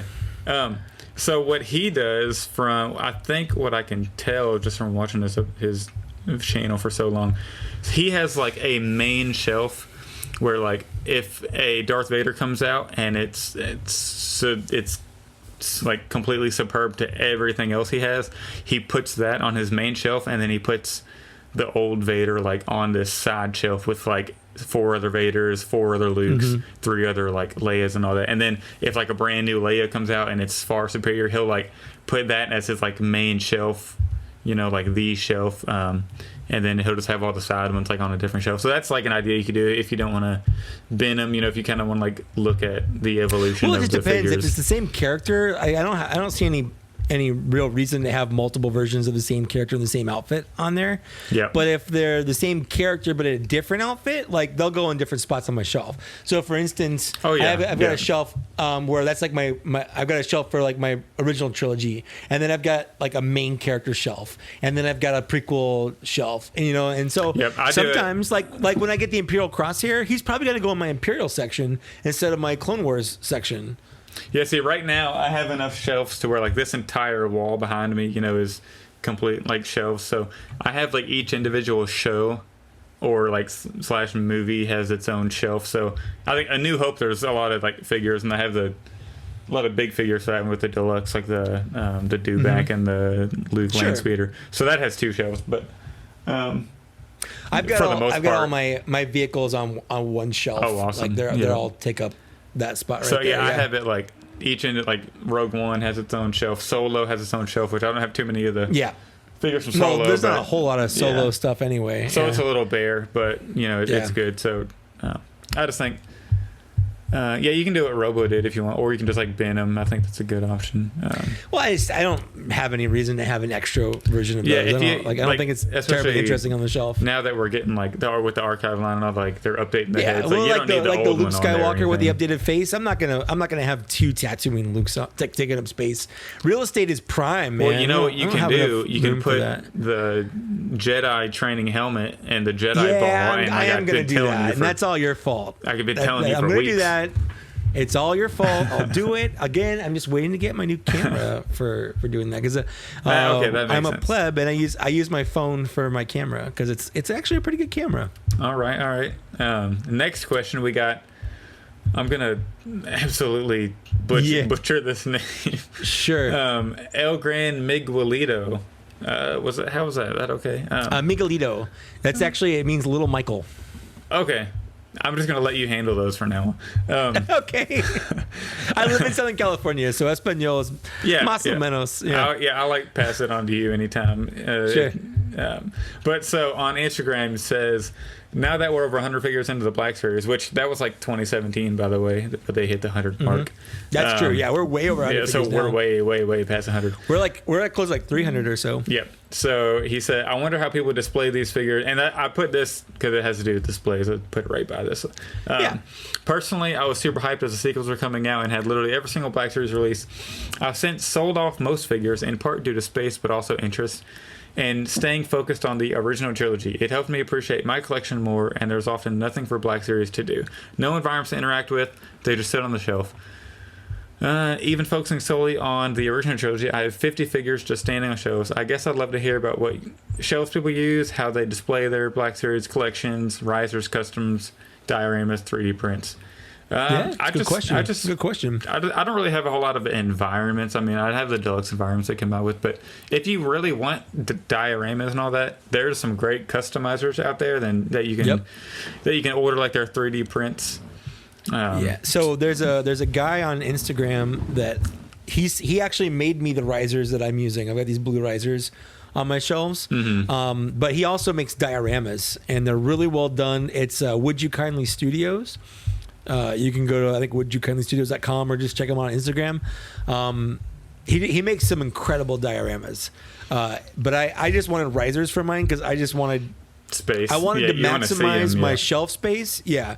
But I wanted you to be able to see them. So the problem is, you can see if no one's on risers, you can see the figures in the front, but then you kind of lose them as they go in the back. So risers let you see them as they go in the back. And I have enough space to where I don't need risers right now. I can kind of like gap them to see. But it's funny, just to divert real quick, my cousin has a huge collection of Funko Pops. So all of his, like, you can see like the front row, and then like he has like not like 5 rows of just like, you can just see the tops of their heads.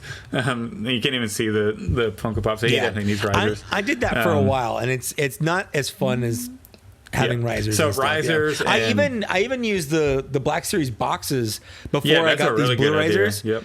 I was just using the Black Series boxes themselves to sort of prop up ones in the back to put them like a head higher than the others. The boxes are like, they have the black on there, the black and red, the black and blue or orange. So they look really good. So I think look up on Instagram. They have I'm not going to just plug one person because I know there's so many.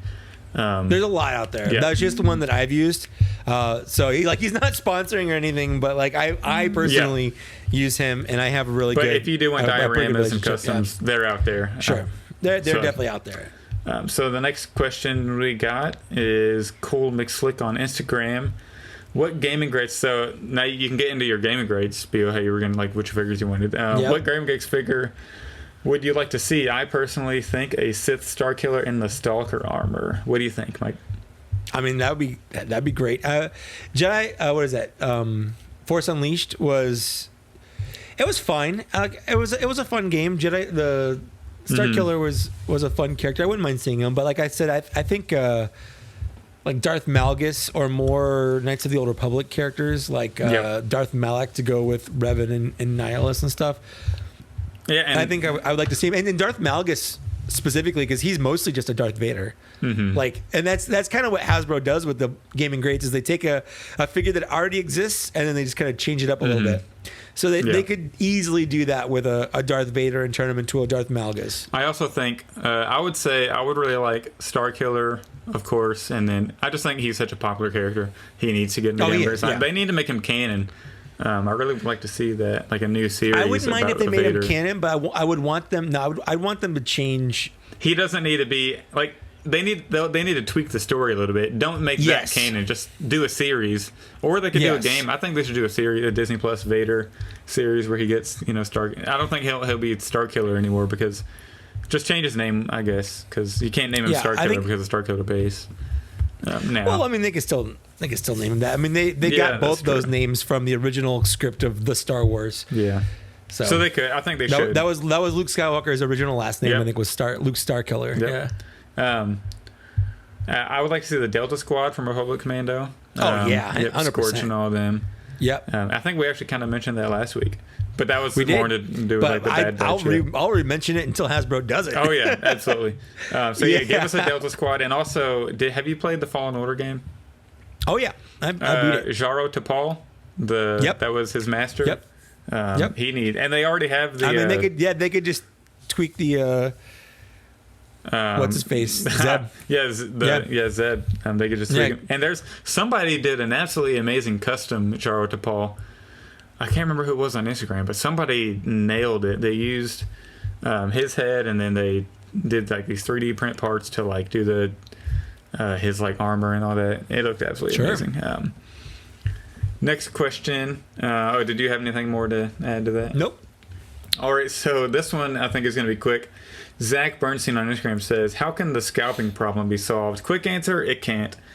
No, unless they change the way they do Star Wars releases. So, for instance, like Mythic Legions, when they release figures, they do a pre-order period that everyone can pre-order, and then they make the figures to order. I feel like that's the only way you can really fix scalping. And I don't see making figures to order. No, they're not going to do that. No, they're not going to do it. The only I think they're trying. Like I know with like the Target, like anything that's a pre-order now, it seems like you have a limited quantity of 2. So that's kind of way they combat it. They're pretty good about that. Yeah. So when the GI Joe, the last GI Joe. Was it Cobra Island? They had a limit like 1 per household. I ordered 1, and then I ordered another one just to see what would happen. Mm-hmm. And within like a minute, it got canceled. Wow. So they're pretty good about that. That's like how they're trying to combat it, I guess. But the real answer is you're not going to be able to. There's always going to be people as long as there's people who can make money off other people. There will be scalping. Yep, and because there are always gonna be terrible people out there. It's also like, what do you consider scalping? Do you consider like buying like everything off the peg in the store and selling them, or do you consider scalping like if the value goes up 3 years later? You're not going to sell it for that's not scalping. No, that's not scalping. Buying a large quantity with the express intent to resell is scalping. Yeah. Buying something and selling it later, and it happens to be more expensive, that is not scalping. Selling it for value but is fine. unless you're buying like 5 of them, hoping that they go up, which that's a little bit different. Yeah. Which I could consider that like you're it's almost like storing them for. But I mean that's kind of like part of your collection. If you want to buy 4, buy 4. If you want to buy 5, buy 5. Yeah. I mean, I guess for me, it's all about intent. It's the intent why you're buying it. Yeah. It's the intent behind why you're buying it, and coupled with like, am I taking one away from someone else because of that? So, for instance, like with HasLab stuff, those things are made to order. Like with the Rancor coming out, it's made to order. If I order 5, me ordering 5 doesn't take away any Rancors away from anybody else. Yeah. Like anyone that orders a Rancor will get a Rancor. Yeah, because if they made my light just like... Did your light just flicker? Yeah, it did. I was worried my power was about to go. I was going to lose connection. Yeah, I know. But if they make like a limited like 13,000 exclusive figure and then you buy... And if they didn't have a limit on those, scalping would be terrible. No. Yeah, if they were like, we're going to make 12,000 of these and you can only buy 5. If you bought 5 to resell, that's scalping. Yeah. But if they're like, we're going to make as many as people order... especially if they have, like, we only make them if they hit a certain limit. Anyone buying more is actively helping out everyone else getting them. Right now, I'm waiting for the Transformer Victory one. I backed that because I want it, and I'm waiting for it to fund. Like it's got about like 1,500 or so, or 1,700 or. Like still to go. I want people to buy more. Like I want someone to go in and buy 5 because I want mine. You know, and if people don't do that, I don't get the one that I want. So I don't care if someone goes in to buy 5 to resell it because it's only going to help me. You should just buy off, like support all 1,500 of them. Honestly, well, I'm probably going to buy one more to resell. I probably am just to do that, and it will pay for mine because usually HasLab stuff sells for about double. Once the funding is ended. So the next question, I think we hit the scalping problem like fairly heavy. Right there. I think so. We got Smokey Bear 2016, great name by the way, on Instagram. Do you think Hasbro should release Black Series Troop Builder pack similar to the recently announced Vintage Collection Stormtrooper 4-pack? Yep. They definitely should, and they've done packs in the past. Actually, I wrote down some notes here. I did some research. I'm prepared. So thank you for this question. So they've done it before. You know, they had the Amazon Trooper Evolution, and then they had the Order 66 pack, the Elite Guard 4-pack. Imperial Forces Interim Earth exclusive 4-pack was 2016. And well, that one did come with a droid. That was 3 troopers. But they haven't had any, like, a pack since the 2019 Galaxy's Edge exclusives. And those are just 3 kind of characters. Yeah, they those haven't aren't troop builders. They haven't done a troop builder pack since 2017. So I don't know. Then they had the Order 66 Entertainment Earth pack. Yeah, that was 2016. Well. Wasn't it? Yeah. So they haven't. Yeah, I wouldn't. I would prefer it if they weren't in a 4-pack. I would prefer it if they did them like they're doing Marvel Legends, where it's like $15 instead of $20, and it just comes like a regular kind of boring box. Yeah. Like if they did that, I would buy a couple just for troop builder stuff. I don't like being forced to buy a certain amount, if that makes sense. Like if I only want 1 or 2, I'd rather just be able to buy 1 or 2 instead of being forced to buy 4. Yeah. Well, the thing is, like, for what Hasbro's done in the past, like, at least every single one of them is different. I don't think I would want them to do 4 like solid like base stormtroopers. Well, in this one, it's 4 just the 4 stormtroopers. troopers, It's and then you get an 3 officer regulars with and 1 officer. Yeah. I don't know if I would want specifically that, but I do think they should go back to like the troop packs, where I could see them doing like, or I would like for them to do like, you get 2 stormtroopers and like a crap ton of accessories. Kind of like the Amazon Stormtrooper First Order one. Exactly. Like, I think it came with like everything. Like, how did they release a Mandalorian Stormtrooper and it doesn't come with the like, you know, like the e-web? You know, that's such a central part of the story. It's a good like, question. Yeah, we need a build-up pack like that. So for sure. So great question. Thank you. Next question we got Kate Harris on Instagram. I'd really like to know if they plan on doing some more Clone Wars Black Series figures, specifically Darth Maul. Also, if there are any plans for a second Rebels wave, would be really cool to get Kanan with the mask, older Ezra, Maul, Vader. The short, I mean, we don't know obviously what they're going to do. Yeah, I would love to know. Yeah, we have no ties to like the internals. Yeah, we have go ask idea. Yakface. You need to hop in his live stream, and that's who you need to ask. But I would also like all of those. Yeah, every single figure or character he mentioned needs to be in plastic. I'm still like baffled that there's not the season 4 Ezra with the green saber.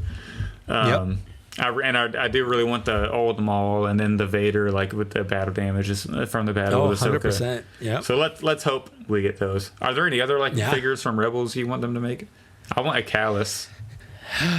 Callus is I feel like a must-have. Yeah. I want him pre-turn. I don't really. It's okay. So Imperial. I don't really Callus care about him after he turned. Yeah.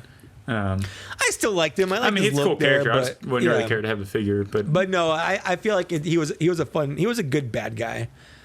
Yeah. And that's one of the things the Rebels is kind of missing. Definitely the Inquisitors. I guess the Grand Inquisitor, the second, or was it? Second sister, fifth brother, I think. Yeah. No, it was Ninth Sister. Second sister was from Fallen Order. Was from Fallen Order. Yeah, that's right. They're all the same to me. Yeah, yeah. It's like it's like Grand Inquisitor and then all the others. Yeah. I would, would you back if they did a HasLab of the tree, the Force tree? I forget his name from the end of season 4. The Bendu? Yeah. Bendu? Yeah, the Bendu. I think it's the Bendu. Yeah. Well, so Jedi Bendu was like the original name for Jedi in the original script. Mm-hmm. But HasLab Bendu. Let's do it. I will say yes because I'm a completionist, but it would really have to be. I don't know if I don't know. What if it came with like a voice box that had that sweet, soothing voice to you just hit a button and I'm all for it. Back the HasLab. Yeah, I mean I probably would. Who am I kidding myself? I bought like 8 Boba Fett so far. Why not? Yeah, they're literally about to make their 100th Boba Fett and we're gonna throw 49 at it. All right, next question. We got, I guess this is the final question. Last question.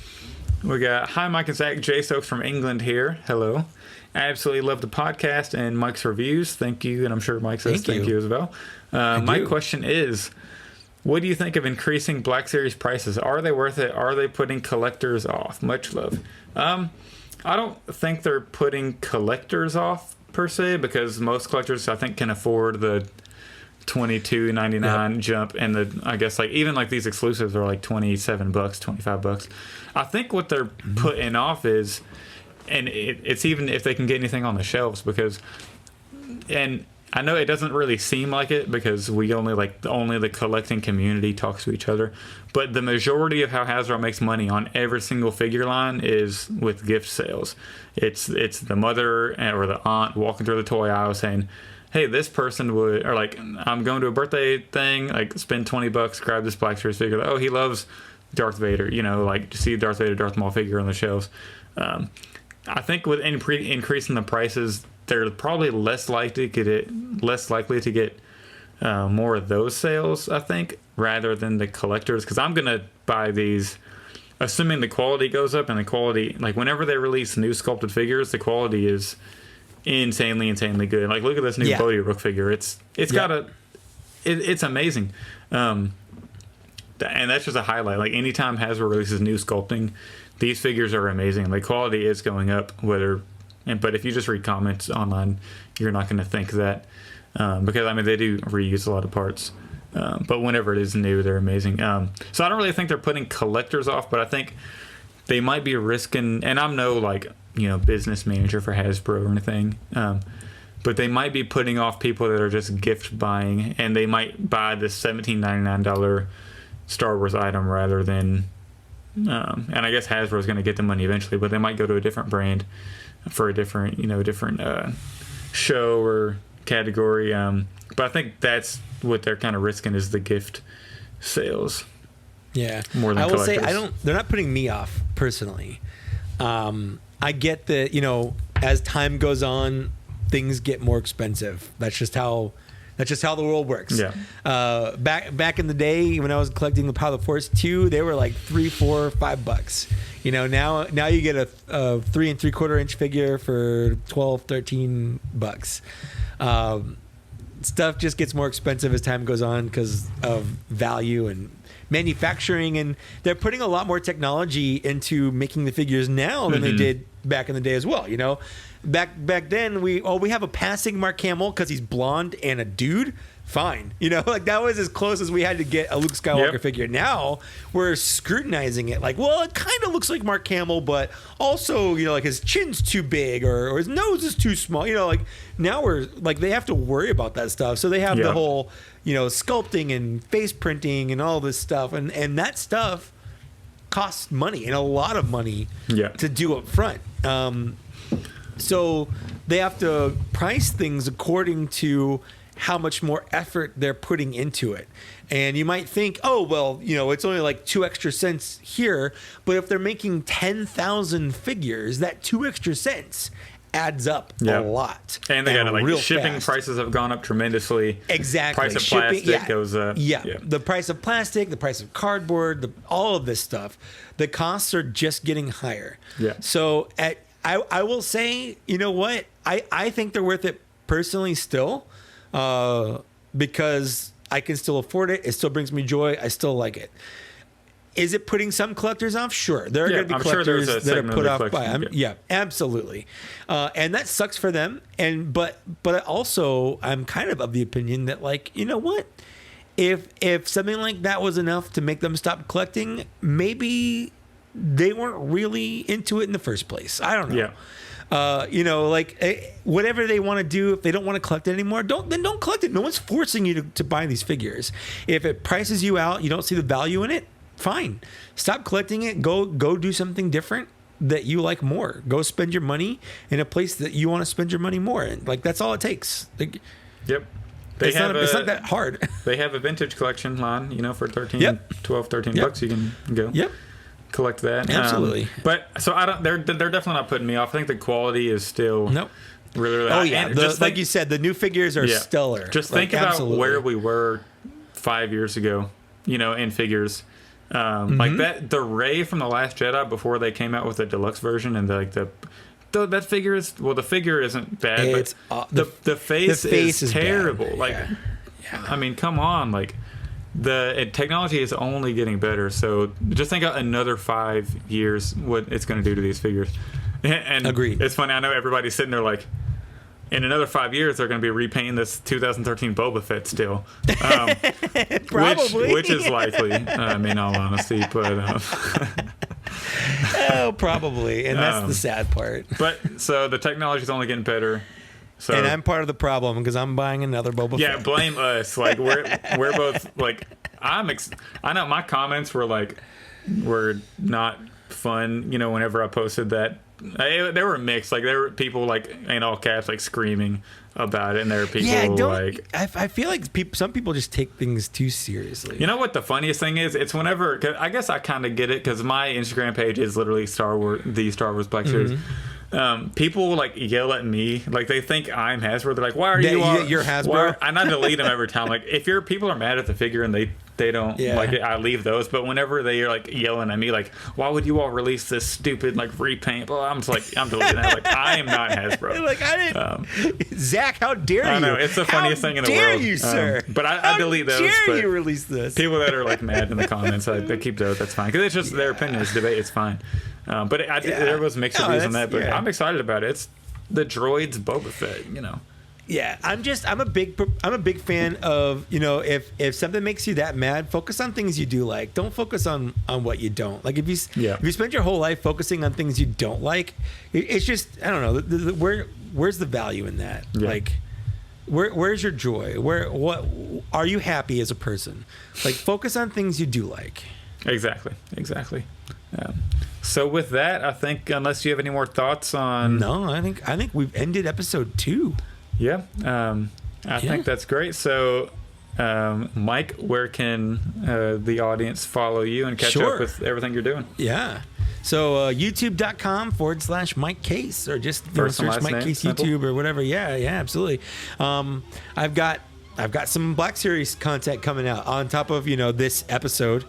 I guess I'll have some other, Black Series reviews and things coming out once I get my new camera. I also do unboxings, and I just uploaded a 2.5 hour Transformers podcast where I got very drunk. So if you want to watch me play with Transformers for 2.5 hours with a different Zach, that's on there as well. I also do have a Twitter, Mike Case, and I'm on Instagram at Trusty Sidekick. Awesome. And you can follow me on Instagram at the Star Wars Black Series. You can follow me on TikTok with the same name. I don't post a whole lot there, but every now and then. It's mostly just like turned into marketing for Black Series Cantina now, which is fine. I just post videos for that. So get that marketing. Also, send us an email at blackseriescantina@gmail.com. Questions, comments. Yep, questions, comments, and DM me on Instagram. Or if you comment on the video on YouTube, like I read all of those. Yeah, I went through and liked them all too and read them. So comment under the YouTube and we'll get those questions in next week. And send me DMs on Instagram for questions for the next show, not next week, since we do every other week. So thank you all so much for all the nice comments on the last episode. Yes, and thank you very much. We look forward to doing this again. Yep. All right. Well, we'll see you then. No, we don't have a good sign off. Not yet. Bye.